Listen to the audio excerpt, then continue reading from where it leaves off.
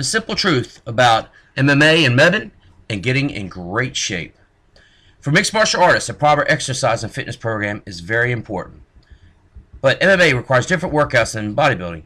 In fact, training for combat, whether you're a grappler, Muay Thai fighter, wrestler, boxer, or other martial arts practitioner, is different from training for any other sport in the world. But even if you don't want to be a professional fighter, you can still exercise like one. The same attributes that a fighter wants in the ring, like strength, endurance, cardio, and flexibility, are exactly what most people want from their workouts. So whether you're expecting to compete in the sport of mixed martial arts or any other style of combat, mixed martial arts workouts will improve your physical conditioning in a very usable, functional way.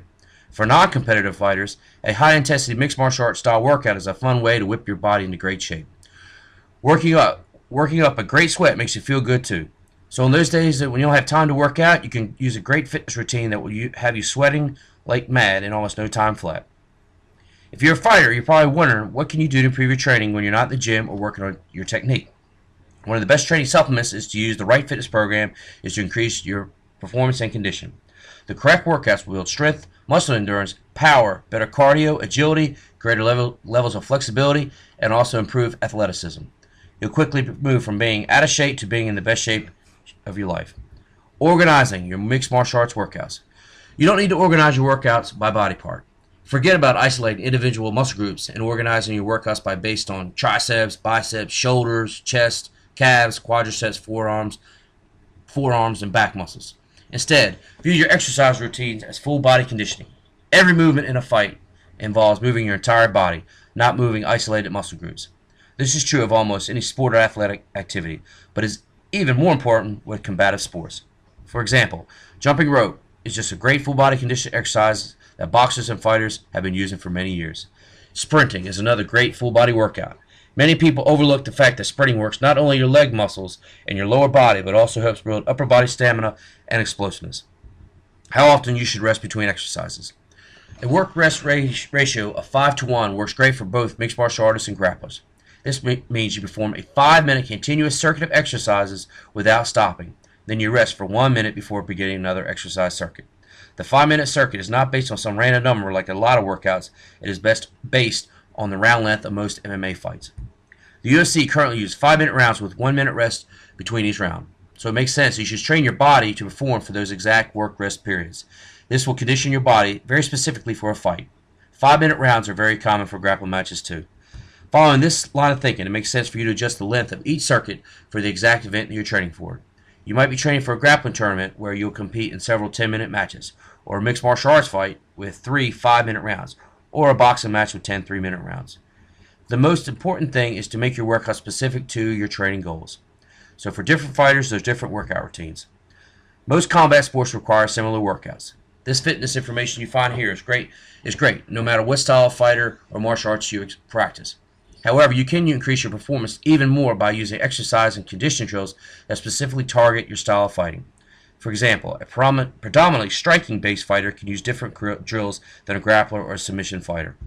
Workouts need to be effective for striking, grappling, wrestling, and fighting in the clinch. Just like you need to cross-train in fighting styles, your workouts should cross-train your body. So if your fighting style is predominantly striking-based, for example, Muay Thai, boxing, or kickboxing, you want to build your routines around that strategy. But you cannot neglect things like wrestling drills. For example, stand-up fighting requires a lot of explosiveness and quickness.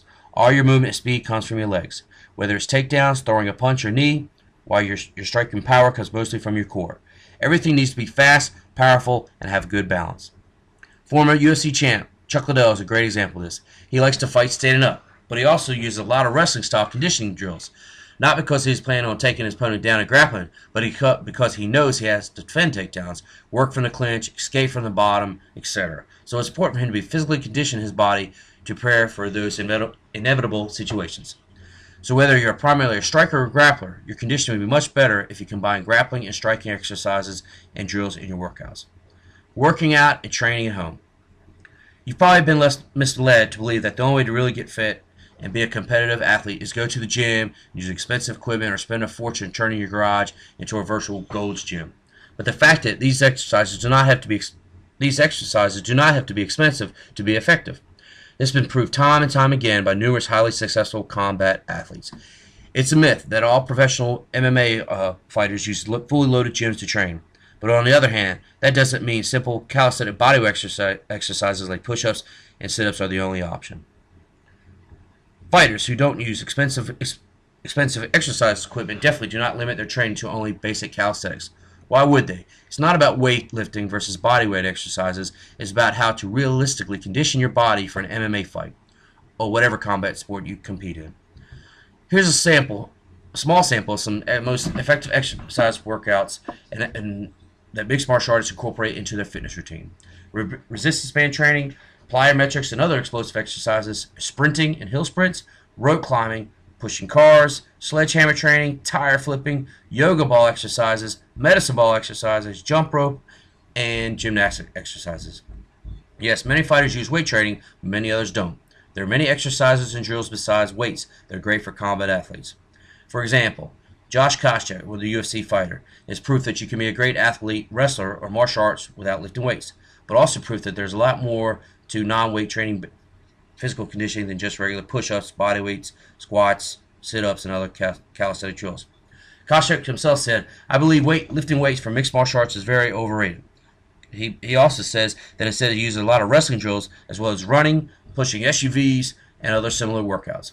Being able to train without a lot of bulky equipment is an important factor in your fitness routine, because you're not always going to have a gym to train at or the money to train there. But beyond that, there are many benefits to using an MMA workout as opposed to going to the gym. The obvious benefit is that home workouts are more convenient. You can work out at any time and anywhere. It doesn't matter if you're on vacation, in a hotel, at a schoolyard, at a park, or in the garage or basement.